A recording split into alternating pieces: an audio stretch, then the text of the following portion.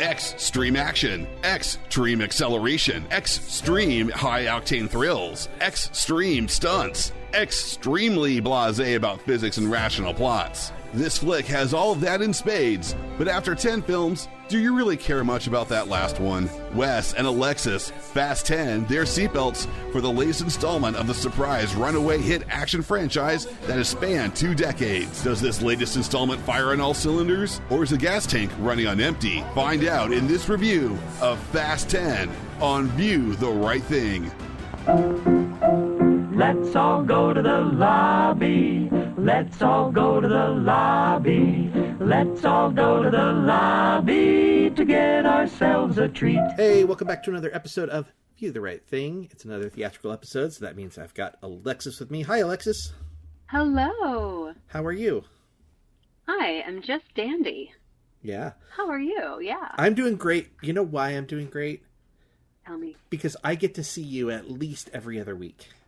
Isn't that so great? Yeah, it's awesome. So I'm very, very happy about that. Yeah, it reminds me of the before times. The before times. It's true. Yeah. It's true. All right. Well, let's jump into trailers. Okay. Unless you have some new news you want to talk about. New news. News other than the Fringe Fest. Fringe Fest. Which Buy your tickets, people. Super excited about. Yes, we'll be at the Three Clubs Lounge on June 6th, 11th, 17th, 21st, and 23rd. Our tickets are selling fast, so get those tickets. Yeah, get them. Do it. Yes. Okay, now I don't have any news, so I'm just going to jump into trailers. So I feel like we just kind of can gloss over some of these because some of these we've talked about ad nauseum, and so it's sort of like, right. Is there anything new? So the first one was Elements? Oh yeah, the Pixar Elemental. movie. Elemental. That's Maybe. what I just wrote. Element on here. Yeah, Elemental. I have no new opinions about this movie. I do want to see it a little more now. Yeah. Because it's, at least how I'm interpreting it, is it's sort of a conversation about race without talking about race. Sure. Yeah. You know? It's got a little bit of that, like Romeo and Juliet. Like, you're from different sides of the track kind of a thing. Yeah. Yeah. Although I would find it really refreshing if it wasn't a love story. They were just friends helping each other sort of like cope with like the expectations of their race or their element or whatever. That'd be kind of cool. Yeah. But I don't always need a love story. I suspect it'll be a love story though. Yeah. Okay. We got No Hard Feelings, which we've talked briefly about. That's a Jennifer Lawrence one, where she gets paid to have sex with somebody's son. Yeah. I mean, it looks funny, super inappropriate. I mean, it's the same people that did Good Boys, I think is what it's called. Something like that. Yeah. Yeah. Mm-hmm. Yeah, it gives off like super bad vibes. Yeah. Yeah, for sure. Next up, we had The Blackening, which is really funny because I hadn't seen the whole trailer yet. I'd only seen a piece of it, and I had already earmarked it for a podcast episode. And you leaned forward, and you were like, "Can we do this one?" And I was like, "You're going to be out of town when this comes out." I think that's the one I told Jeff. I was like, "Jeff, get his attention. Yeah. Dang it. I'm sorry. But I will try to do that for the podcast. It's cool. 2 weeks after Spider-Man. So, next up was Asteroid City. Oh, we didn't really talk about The Blackening. So The Blackening is like Saw meets Jumanji meets maybe Scary Movie. I'm not sure. Yeah. So it's a slasher comedy that sort of pokes at the racial stereotypes of slasher films. Yeah. And it looks really funny. It looks so funny. Yeah. I really want to see it. Okay. Next up was Asteroid City, which is the new Wes Anderson movie. as I've talked about many times on the podcast, I am not a Wes Anderson guy. Yeah. I'm just like, it's the same thing over and over again. I just don't like, fine, there's an audience for it. People love him, but it's just not my... I wish he would do something unique and different. It's just crazy because his origin, like Bottle Rocket's not at all like these other movies. So I just don't, I don't know why he like got away from it. It's like he found like a niche that people like will just throw money at. So he just doesn't, I feel like he doesn't challenge himself at all. Oh. It's kind of, I don't know. It's kind of like found his way to make the money and just stuck with it. Yeah. Instead of like trying to venture out into different, like, he's no Steven Spielberg. No, well, no, I mean, but he's very clearly very talented, and people and actors really like working with him.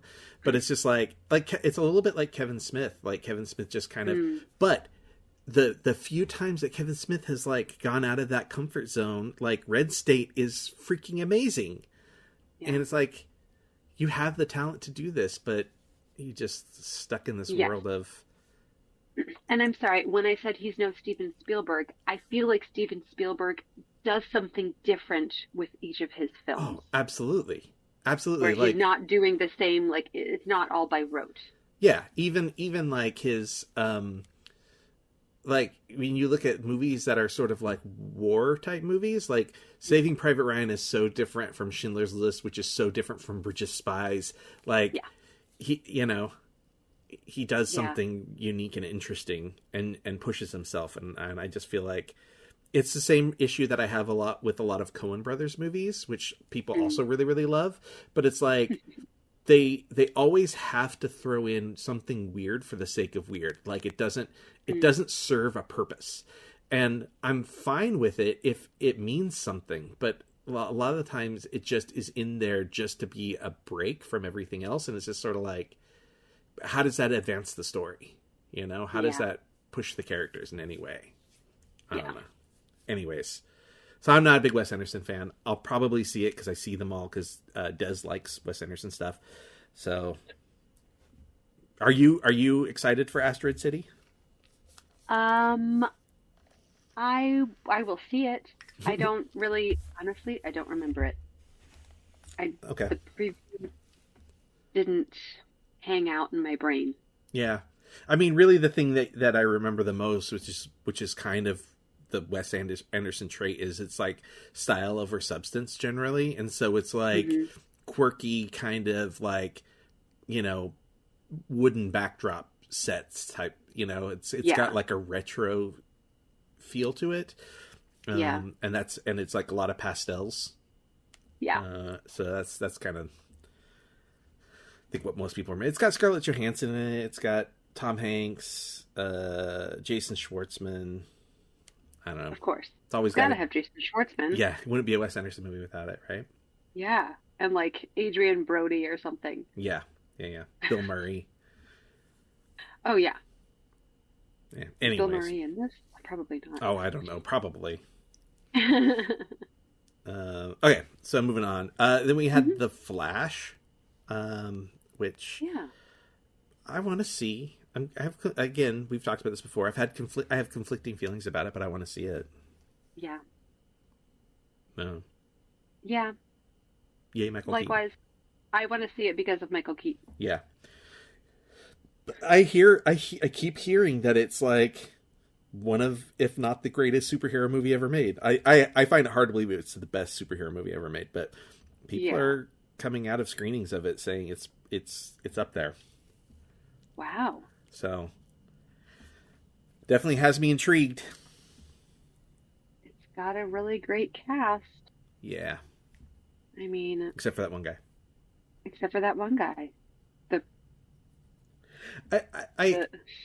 This does raise an interesting question. I said guy, and that's probably not right, except for that one person.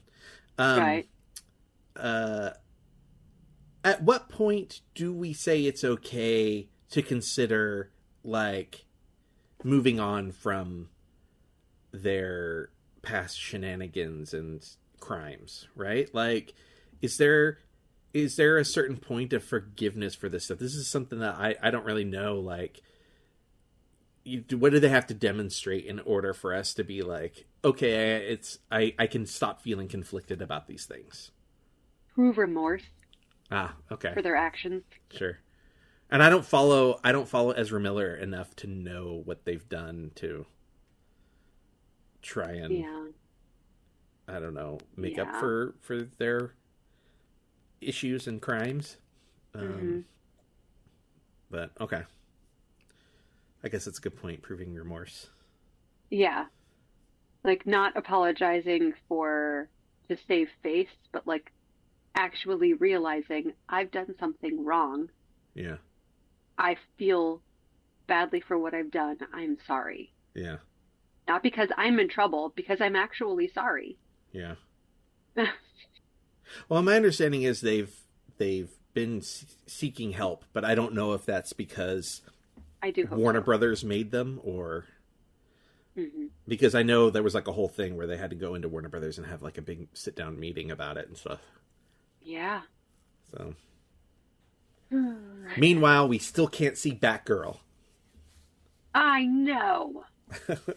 What ridiculousness. At least we still get Michael Keaton. Yeah, we still get Michael Keaton. I'm all about Michael Keaton. He is my Batman. Yeah. Next we got Mission Impossible. We just talked about this. I don't feel like we need to go over it again. I'm still excited for it. Right. You're stoked and I'm neutral. Yeah. Have you seen all of them? Yeah. Yeah. Just curious. I'm just curious, like, how, like, if you're gonna have to go back and watch, or if you had missed any, if you were gonna have to watch some before. No, I've still seen them all. Okay. Because it was dates with boyfriends. Yeah. Yeah. All right. Or, I mean, I think the first one when I was in high school. How long has he been? Man, that was like the mid-90s that the first one came out. Oh, okay. So I was a kid. Yeah. Yeah. So I probably watched it with my dad, I guess. Yeah, I remember seeing the early ones with my dad. Yeah. I think we saw the first three together in the theater. Ooh, and then wow. I don't know when Ghost Protocol came out. Let's see here. I'm curious now. Ghost Protocol. Yeah, so he had died before that one came out. So we had a record when he was alive that we saw the Mission Impossibles together. Wow, I've never seen a Mission Impossible in a theater. Oh, they're pretty great in the theater because, they're big action pieces with like pretty cool music and, they're like, I don't know, they're kind of like the perfect theater movie, Yeah, they seem like a perfect big screen viewing. Yeah. Mm-hmm. Yeah, so anyway, so still excited. Next up we got Strays, which I really want to see. I don't think I normally would want to see, but it's the one with the talking dogs. It's got like Jamie Foxx and Will Ferrell. Yeah. Looks pretty funny. It does. I agree. Yeah. I love dogs. I love animals. I was a big fan of Homeward Bound back in the day, so... Yeah, this is like the anti-Homeward Bound for sure. Yeah. Which I think, like... they didn't really cover in the trailer we saw, but in the first trailer they talk about, like, why they're on this journey. And it's because the Will Ferrell's character, the dog, the oblivious one... his owner is like abusive and keeps trying to just dump him in the woods, and he gets him into the city and dumps him into the city, and the other dogs, like, Will Ferrell's dog character, I don't know his name is Buddy, let's say his name is Buddy, I don't know, he always thinks it's a game. Oh, he drops me off and I have to find my way home, and the other dog, the city dogs, help him realize that it's because the guy doesn't love him, and so the quest is they're trying to get him home so he can bite the guy's dick off. So, and the I owner, was totally not expecting that. yeah, and the owner I think is Will Forte. Oh, what? Yeah. Boo. So Well, I want to that's see cool. it. It looks Yeah. funny. Next we got Five Nights at Freddy's. I totally want to see this stupid movie. Based on the video game phenomenon. Have you ever Is played? it? I've never played it. It kind of looks like it's similar to that movie with Nick Cage. Willy's Wonderland? Yeah. So that is a ripoff of this. So Oh. this has been in the works for like a decade. Like they've been Oh. trying to figure out, like, since Five Nights at Freddy's like first became popular, like maybe 2 or 3 games in, they've been trying to get this movie made. And Wow. I think the Willy's Wonderland movie just came out first. But yeah, I'm excited. I was really surprised that what's his name, Josh Hutcherson, is Yeah. in this movie. So it was kind of, Yeah. I saw somebody had posted like, oh, this guy survived the Hunger Games just to end up at Freddy's Pizzeria. So, yeah, It looks fun. yeah, it looks fun and silly and probably violent. And Probably.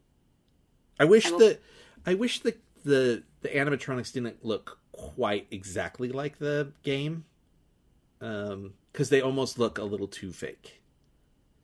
Like Oh. too soft and cuddly to me or something. I don't know. Oh, interesting. Okay. Yeah. Anyways, I don't wish know they- the game. I wish they looked a little more like the Rock-afire Explosion from like Showbiz and Chuck E. Cheese. you Yeah. know? If they looked Yeah. a little bit more like that, it would make me happy. But oh well. Oh, yeah. You know, it's my dream for a long time to own a set of the Rock-afire Explosion, because you could buy them. Really? Yeah, you can buy them. What? Wow. I almost tried to convince my brother to go in on it with me once. Where would you put that? I don't know.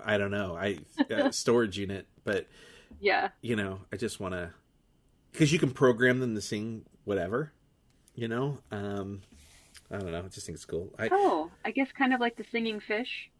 You can Yeah. just program it to sing whatever you want. Yeah, You know what I'm talking about, right? yeah. Big Mouth Billy Bass. Okay, great. Of course, take me to the river. Yes.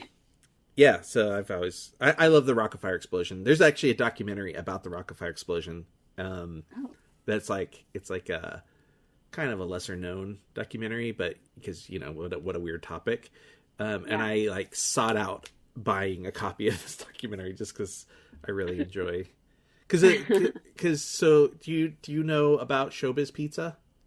Yeah. Okay, so I used yeah. to go to one.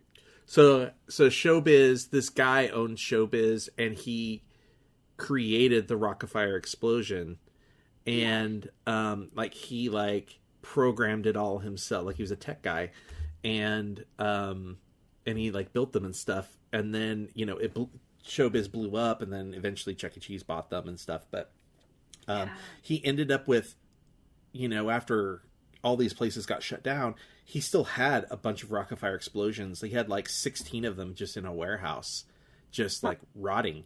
And then there's this big resurgence about them, and people started asking if they could buy them. And so I think there's only like a few left in existence, but Wow. it was kind of cool little documentary. It was cool. Well, one day. One day. Lastly, we got another movie I don't know we need to talk about really is Oppenheimer. Right. It's one of those where I'm like, I don't know how you feel about if we're going to do that for the podcast, because I think it comes out in July maybe, and everything under the sun comes out in July, and I'm going to have to figure out how many episodes are going to be done in July.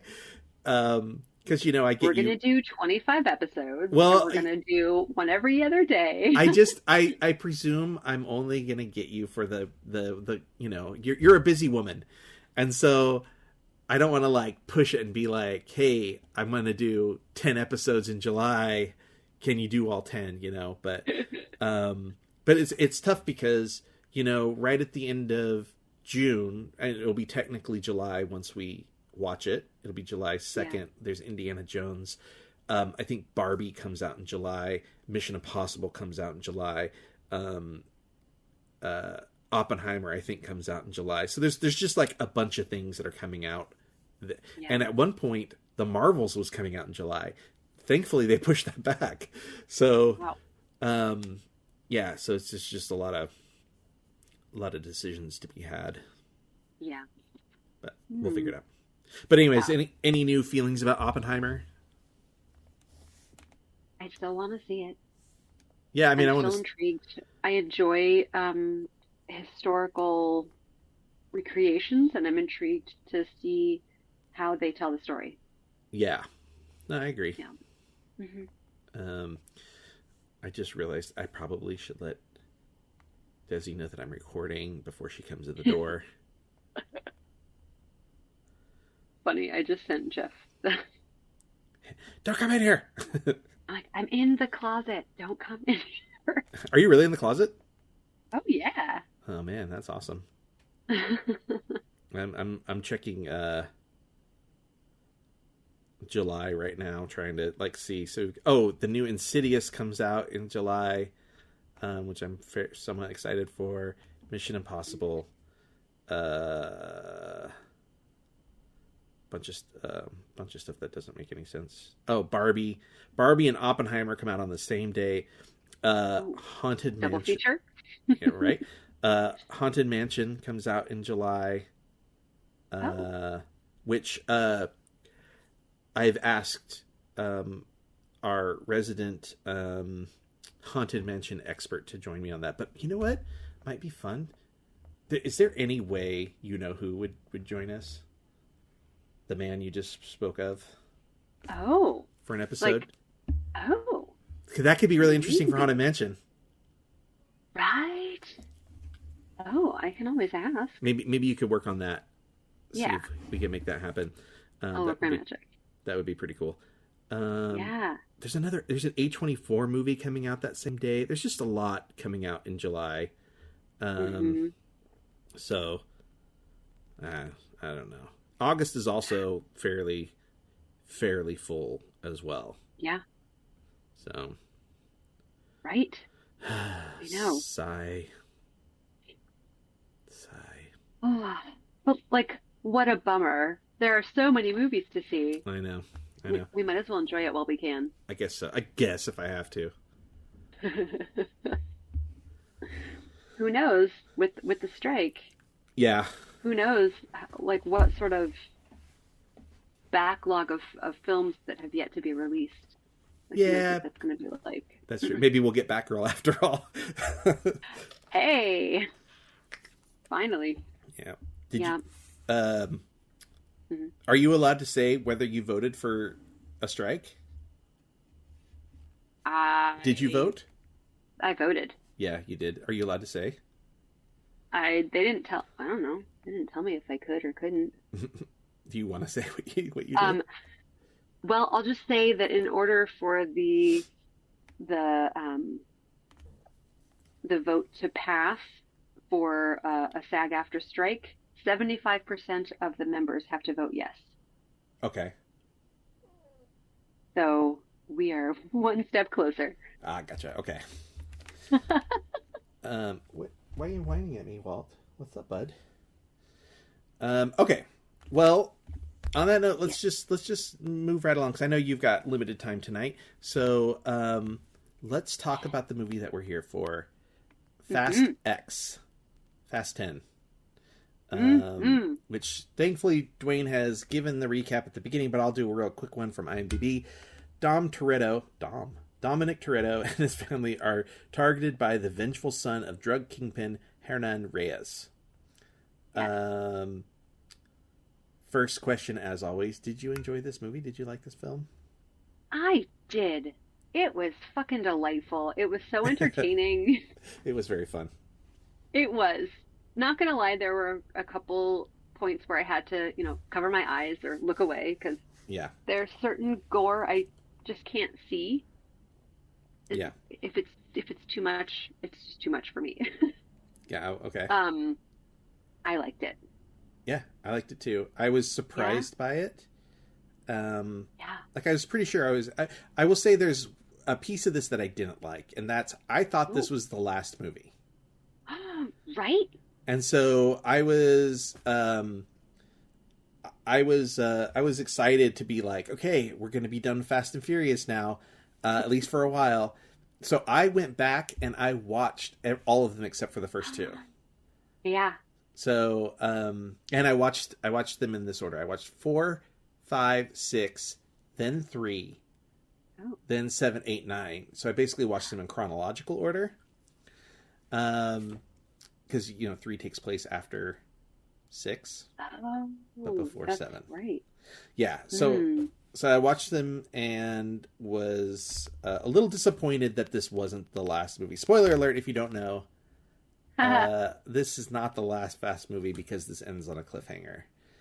But other than that, I had a really good time. I maybe didn't think about it at the time, but Desi pointed out a criticism that she really didn't like something in the movie. And after she told me what it was, I was like, oh yeah, that's bad. So there's a small child that's integral to the plot. Yes. They turn that child into a murderer. That child straight up kills people in this movie. What?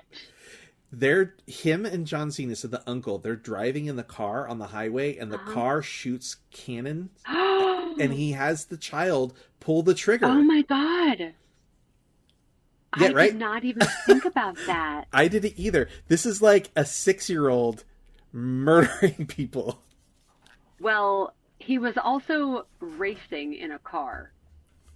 Yeah, I'm not as... They gave that child, I'm not as bothered by that, right? Like... No?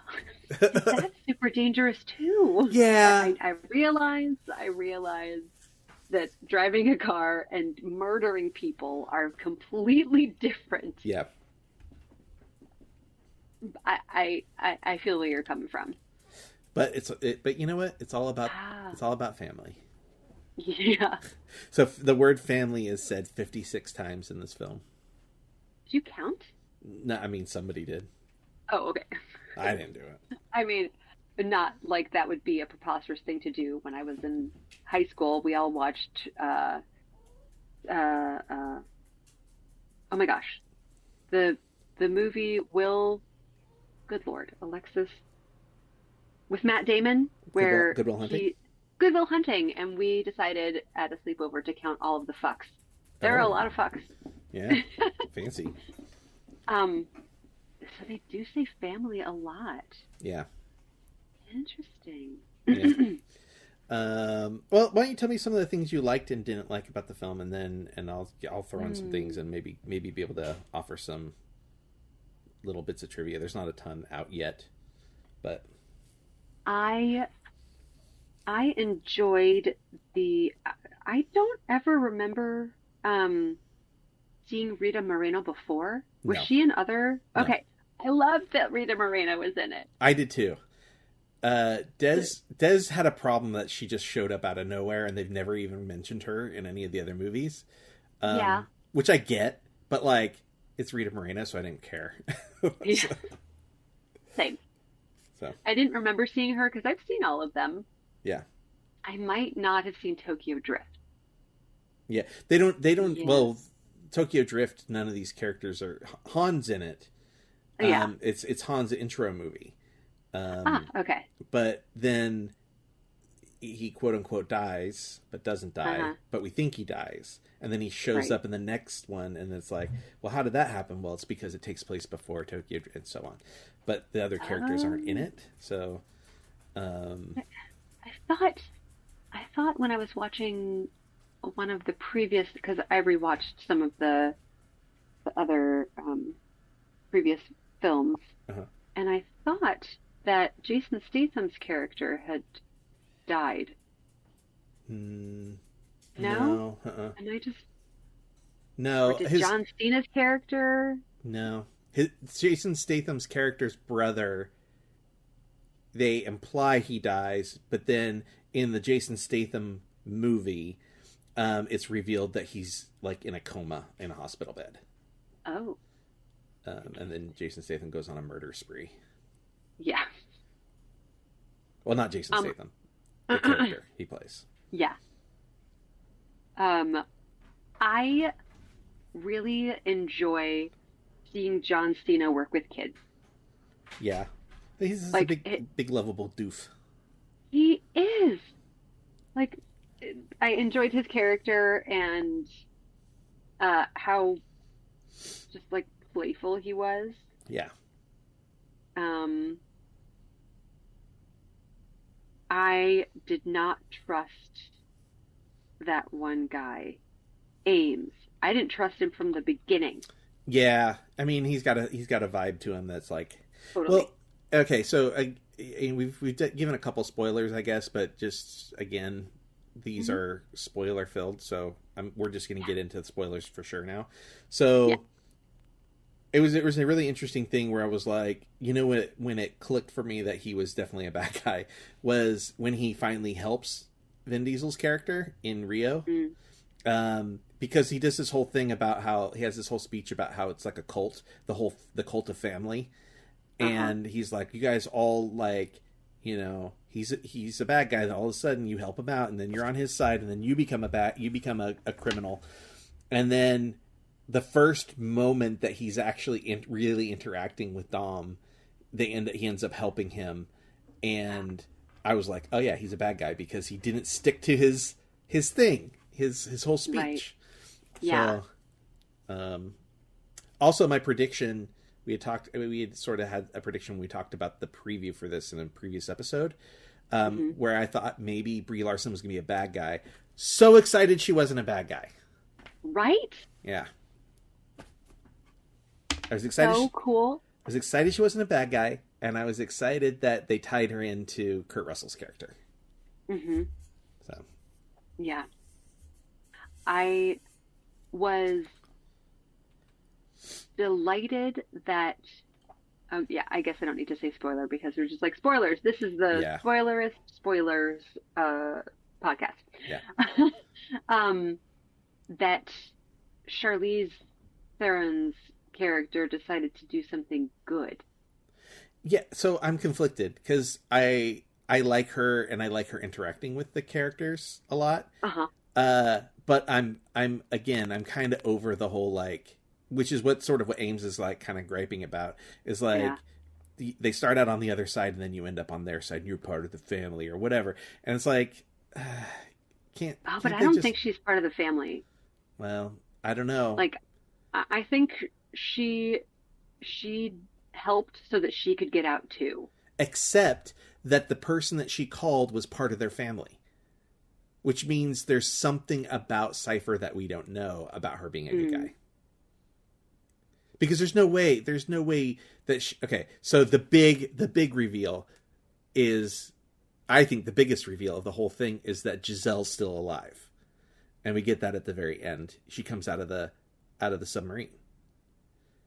Which was all Cypher's plan, right? She's like, right. You know, like my plan now or something to that, some snarky thing like that. And it's like, so that means she knew Giselle and she knew Giselle was alive. And we know Giselle's on Dom's side. So that means Cypher's got to be a good guy after all. Or has turned to the good side. So I don't know. She has to have turned to the good side because she killed Dom's baby mama, didn't she? Yeah. In front of him? Yeah. And their baby? Yeah, it's kind of like Jason Statham's character. It's like he murdered all these people. Well, I mean, Dom and his people murdered a shitload of people too, but yeah, so it's just like, I don't know. I'm kind of like over that, but whatever. So the Giselle thing, I think I had too much faith in the Fast and Furious people. Yeah. Producers, because I was like, I don't. Desi and I talked about this ahead of time, and she was like, "Oh, I think Giselle's going to come back," and I was like, "I don't know, I don't think that's going to happen." But then we were rewatching them, and they asked Mr. Nobody about the story about Han, and he was like, oh, it's a pretty good magic trick. And then Mr. Nobody says, oh, I've done better. And I looked at Desi and I said, does that mean Giselle's coming back? And then sure enough, because that's such a weird cryptic thing to say. Yeah. If that's not going to pay off somewhere down the road. Right. Oh, I don't know. I love having Gal Gadot back, but yeah. When she came back at the end of this movie, I leaned over to Disney and I said, "These films have zero consequences. Anybody can die and come back. It doesn't. Yeah. Death means nothing in these. So like, and it's one of the problems I have with some shows and movies is that like, this is probably maybe my biggest criticism for it is I have no fear for any of the characters anymore. Like, yeah. Like John Cena's character, we don't know he's dead. This is true. He could have jumped out. Yeah. Well, and the airplane gets shot down. We don't see the airplane crash. Those people are not dead. True. That's exactly what I was thinking. So it's like, if you don't see them die, and even if you do, they may not die. They may not really die. Yeah, because right. Like the crazy thing is like they expect us to suspend so much disbelief with Han's death in Tokyo Drift because they show him upside down, bleeding from his face in the car with the gas leaking. Yeah. Jason Statham's right there, and then he blows the car up. And then they reveal later that he wasn't actually in that car. And it's like, was it a hologram in the car? Like, what? I don't, and they don't explain it. They just are like, oh, he wasn't really in the car. And that's all that's all the explanation you get. Right. And even with all of the ridiculousness in these films, it doesn't upset me because they've set that precedent that this is how it is. This is how the world is. And so, like, Dom's gonna drive his car out of gonna drop it out of the back of a plane. Well, he's done that before, so I know that he can do it. Yeah. I'm not like, what? Like, because I know with Guardians, I was like, well, why was he able to float out in space and then suddenly be fine? Because that wasn't stated that, like, he could do that before. So, like, with Fast X, all the ridiculousness, well, we've all been basically taught that it doesn't matter. Anything is possible. Yeah. Nothing is too ridiculous. How do they steer parachuting cars? How do they steer those to where they all end up in a line and land on the road where they... How is one vehicle able to pull 2 helicopters? It's the NOS, man. But, I think it was in the one just before, Fast 9? What was it called? Sure, Fast 9. F9. We'll call it Fast 9. F9, or it might have been F8, where they pulled the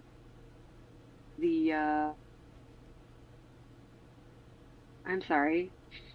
Yeah. The safe, the huge vault out of the building. Yeah, that was like 5. Oh. Fast 5. Like, that is what taught us this car is super powerful and can pull anything. Yeah. And so that's why, I guess he can also control 2 helicopters that are attached to his car. Yeah, I will say, as much as dumb as that, and that's been sort of my contention about these all for a long time, is that these movies are so stupid, but they're kind of fun, so it doesn't really matter that they're just dumb. But I did like that in this, he destroyed the helicopters and then swung one around to hit the bad guy's car off the road like he did with the safe. Like, I like that they brought that back. Yeah. But I also love, and this actually makes the movie for me, Jason Momoa made this film. Oh my gosh. He's so good. I know. It kind of made me angry And I'm trying to figure out why that made me angry. That he was so good? Yeah. I mean, you liked him in the movie, right? I did. I think he did a great job. He did a great job playing, would you call him a sociopath or a psychopath? Which one knows that they're doing wrong? A sociopath, right? Okay. Because they're doing it for selfish reasons. Yeah. Such a good job with that. I was telling Desi, I was like, what's genius about that performance is he got to do something that he wouldn't normally get to do because of his look and his size, but he played one of the best Jokers I have seen since Heath Ledger. If you took that character and the way he talked and the things he said and the things he did and the reasons he did them and put them in a Batman movie, that's the freaking Joker. Whoa. It's awesome. I thought it was fantastic. The comparison to Heath Ledger is a lot for me. Well, I said since Heath Ledger. I'm not saying he was better than Heath Ledger or... Okay, like, fair. Yeah, like, I'm saying, like, you know, there's been several people to have played the Joker since Heath Ledger. I think Heath Ledger is sort of like the pinnacle. And I like Jack Nicholson in his own right. Yeah. But and Heath that's Ledger, a totally different take on that character. Yeah, but Heath Ledger's Joker is, like, pretty... I mean, even Mark Hamill's is great. But, like, since Heath Ledger, several people have played the Joker, and this was a Joker performance, and I thought it was fantastic. Yeah. It really was. Like, he was... It's such a complex character. Yeah. Like, he was masculine, but feminine, and psychotic. And, oh, yeah, for sure. I mean, the talking to the two dead bodies while he's painting their nails. Yeah. That was kind of brilliant, and I'm so conflicted. Like that, I'm shocked. I'm stunned at the dedication to his character because I don't feel like I've seen that a lot in his other characters. No, yeah, he's just like a big, tough, moody guy. Even as Aquaman, he's kind of like big, tough, moody guy. Yeah, I enjoy the nuances of this character a lot. Yeah, I agree. And now when you think about those moments, like with the painting the nails and stuff, when you think about that, imagine it's the Joker, and it totally makes sense. Yep. I mean, wasn't his laugh also a bit maniacal? For sure. Oh. Who knew? I should point out that Alan Ritchson, who plays the evil agency guy, also played Aquaman. On Smallville, he was Aquaman. Oh, really? Yeah. So he and Jason Momoa. So it's funny that they're like buddies essentially in this movie. They're cohorts. Wow. Yeah. That's wild. Can we talk about the funny random cameo? The funny random cameo. Yes. What? Of Pete Davidson. Oh yeah, Pete Davidson. Yeah, that everybody was like so shocked in the theater. It's so funny. Yeah. I was just delighted to see him. Yeah, me too.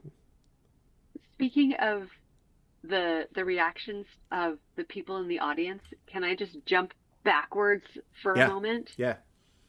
Finally. Oh. We get through the previews and Nicole Kidman coming on and talking about going to theater while she's at the theater.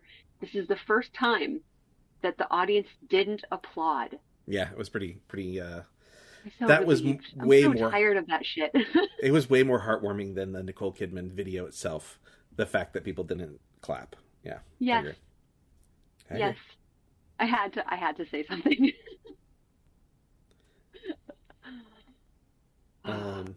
There was something else I was gonna. Paul Walker's daughter was in this movie. What? Yeah, she's the flight attendant who helps out John Cena and gives him the little key to get into the cargo hold. No way. Yeah. Isn't that cool? Aww. Because he's like I've got friends in high places, and it was Paul Walker's daughter. Oh my gosh. That's wonderful. Yeah, it's nice, right? I can't believe that she's old enough to be an adult. Yeah, I guess. Trying to think if there was anything else that jumped out at me that I really liked. The big thing was Jason Momoa, but I think I liked. While I was disappointed that I wanted this to be the last Fast and the Furious movie, I liked that I didn't see that coming. That there was a cliffhanger coming, and it seemed like the whole audience was surprised by it. Which was really exciting. Anytime you can just do something completely unexpected like that, I think is pretty great. And then we had the post-credit sequence, which also really surprised me. There's this tactical team moving in, and it's, supposedly they're trying to capture Jason Momoa's character, and you don't know who is like leading this tactical team.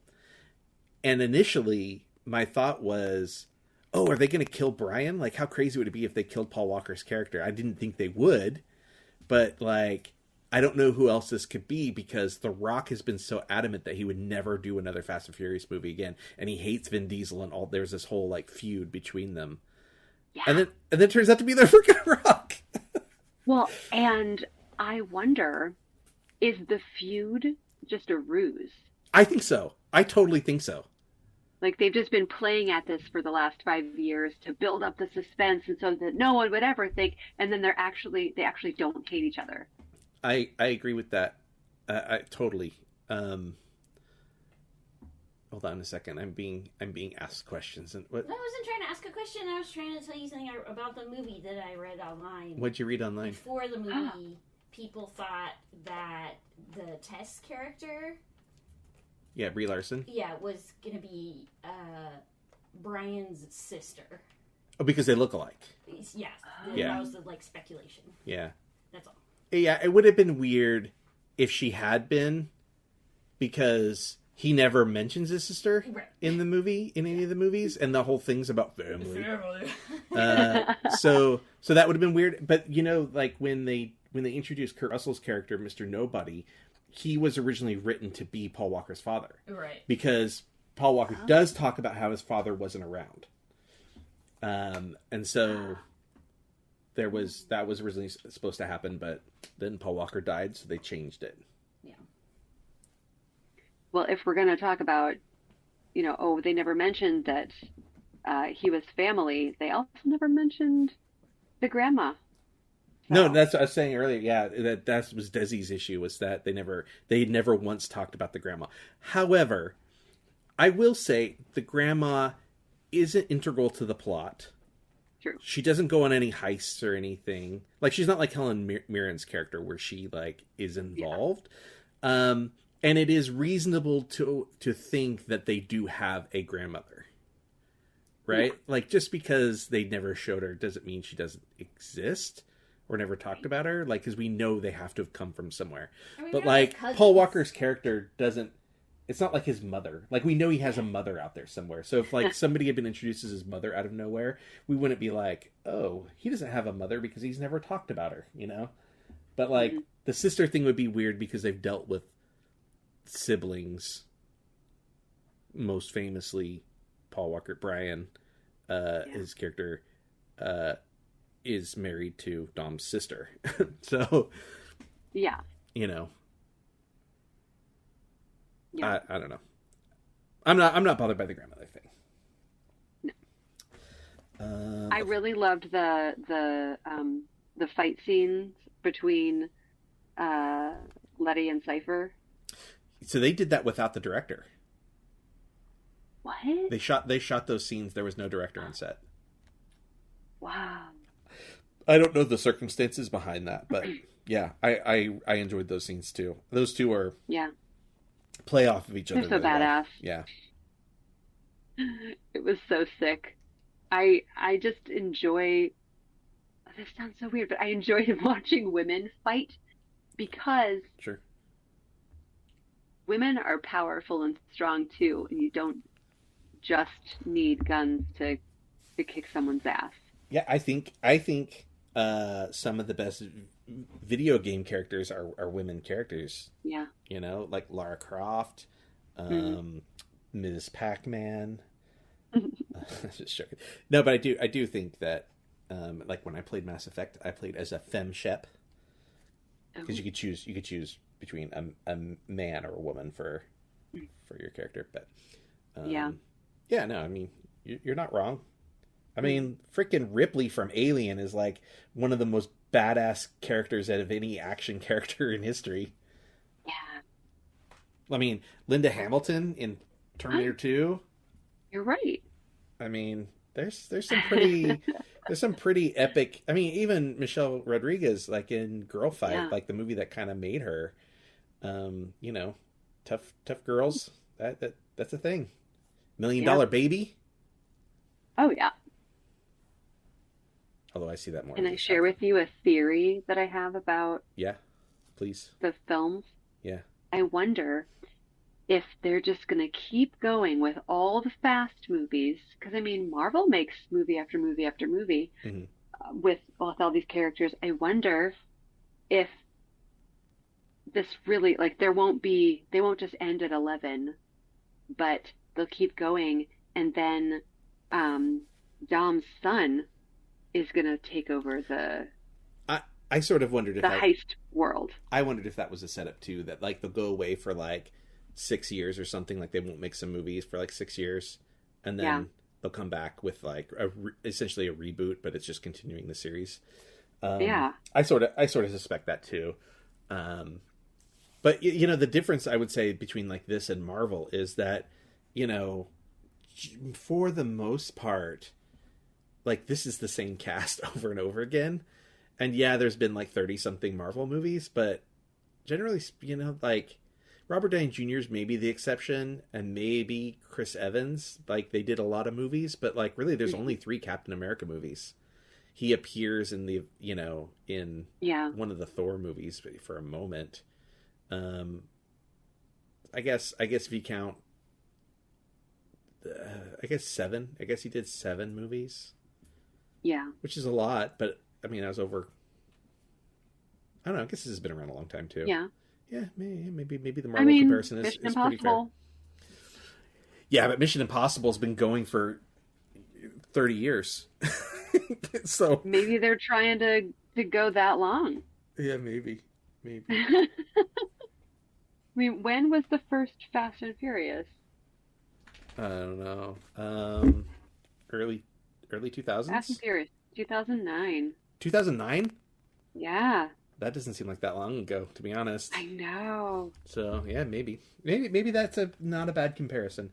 Yeah, my initial thought was like, you don't have the same core characters over and over again for that many movies, but you know, it's sort of hard to argue against like Scarlett Johansson and Robert Downey Jr. and Chris Evans like over and over and over again. I'm sorry, I misspoke. Fast and Furious was 2009, but The Fast and the Furious was 2001. Yeah, I was going to say, I thought it was like early 2000s, but yeah. So, yeah, maybe. Wow. Maybe they're trying to do the same thing, but without, you know, this is a more diverse cast. Yeah. The first Mission Impossible was 1996. Wow. And I will say that only 2 with Tom Cruise. Only 2 of the actors have been in all of them. You know, it's really? Just Ving Rhames and Tom Cruise. Some of the other characters show up. Some of the other actors have shown up in multiple movies, but in all of them, it's only been the only 2 people that have been in every single one are Tom Cruise and Ving Rhames. Wow. Yeah. Because the other ones either die or they just don't. Like Jeremy Renner's in one of them, but he like never comes. Maggie Q's in one of them, doesn't come back. Simon Pegg eventually shows up in them, and then he's been in them. And then I think Rebecca Ferguson has been in the last two, and she's in the new one. But you know, all of them, it's only been Tom Cruise and Big Names. Wow. Yeah. Yeah. Crazy. Yeah. What's his name? Though, is coming back. Yeah. Henry Cerny. Cerny? Is that Henry Cerny that was in it? Yeah. Yeah. He's in the original. He's like the guy who's trying to catch Tom Cruise in the original one, where they like go and have the meeting in the restaurant with the big glass fish tank that he throws the gum that blows up onto the fish tank, and then he like jumps out the window. Yeah. So I thought that was cool that Henry Cerny's coming back. And that's how you pronounce it, Cerny? I don't know. It's like CZERNY or something. Well, it's funny because Jeff and I were just talking about him on Sunday. Oh. Out of complete randomness. Really? Like, talking about him as an actor, yeah. I was like, oh, it's pronounced Cherney. And he's like, really? And I don't think I was right because I was basing it off of someone else. I have no idea. I really liked him in, what was that show called on ABC with Emily Van Camp? Revenge. I was like, you asking me? Because I don't know shit. Revenge. I really liked him on Revenge. And he was just recently in the most recent Scream movie. Really? Yep. Oh, did you see it? Yeah. I did a podcast episode for him. I know. Yeah, I know. Yeah, I knew that. You can watch Scream 6, I think, on Paramount Plus now. Ooh. So if you have Paramount Plus, you can stream it that way. Yeah.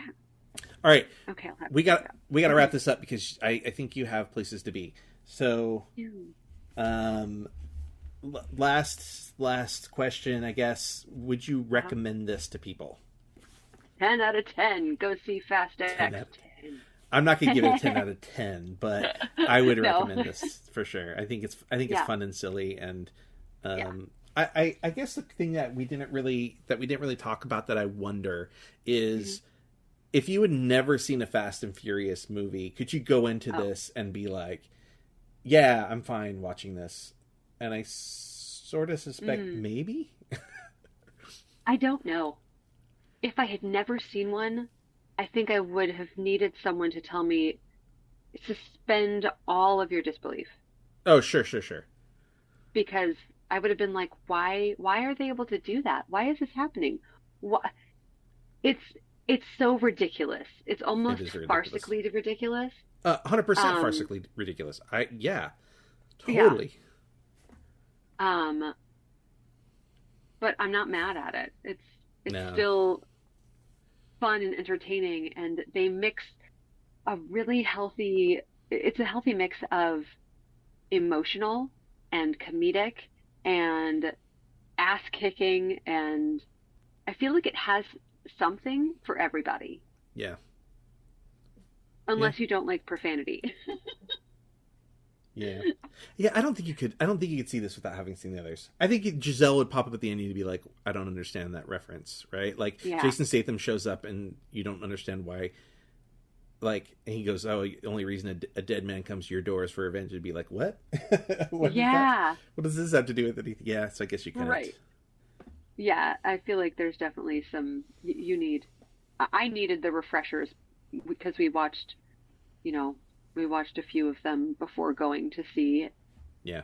To make sure that I was fresh up on what was going on in the whole series. Yeah. Yeah, I'm glad I did that. But maybe it'll just inspire people to go and watch all of them again. Yeah. And honestly, I kind of want to go again and see it. I don't know if I'm there. No. Well, just because it seems fun. I'm just sort of like, so I have this thing now. I used to watch movies over and over again, and I don't really do that unless I'm with somebody that hasn't seen it that really I want to show this movie to somebody or whatever. But I'm kind of going, well, if I'm going to go to the theater, there's a handful of movies that are out that I want to see that I haven't seen yet. So why would I spend my time seeing something I've already seen when I could see something new, So I don't think I'm at the stage where I'm like, I got to see that again. Well, I'll probably watch it. I don't know if I'll go to the theater again. Yeah, maybe eventually I watch it again, but Yeah. yeah. So our friend of the podcast, Nick, saw Guardians and was like, he's just been itching to go to the theater again to see it again, and I'm like, I get it. It was really good, but like, if I was going to the theater again, I'd rather see something I haven't seen. Go to a new movie. Yeah. What? Yeah. Yeah. Go see a new movie. That's fair. Yeah. I like. There are just a handful of movies that I've seen in the theater more than once. Yeah. And that would be Titanic. Same. I saw it 3 times. 5 times. Oh, wow. Holy crap. That's a lot. Yeah. All right. I'm sorry. Continue. And Forrest Gump. I saw it in the theater 3 times. Oh, wow. I only saw Forrest Gump in the theater once, but I've seen it many times. I love that movie so much. So, Titanic, Magnolia, 3 or 4 times in the theater. So both those movies are extremely long. So yeah. Crazy. And then Jurassic Park, I think I saw like 5 times in the theater. Oh my gosh. I saw Austin Powers a couple times. I remember seeing Patch Adams twice in the same day in the theater. Oh. Well, I went and saw it, and I really liked it, but I had a friend who wanted to see it, and I was like, I'll go to it again. So I went and saw it again that night. Oh my gosh. Yes, and then there's some older movies that I've seen multiple. I mean, E.T. Yeah. My favorite film of all time. I've seen many times in the theater. It seems like we at least watch E.T. at least once a year. And if it's in theaters, sometimes I'll go. But so good.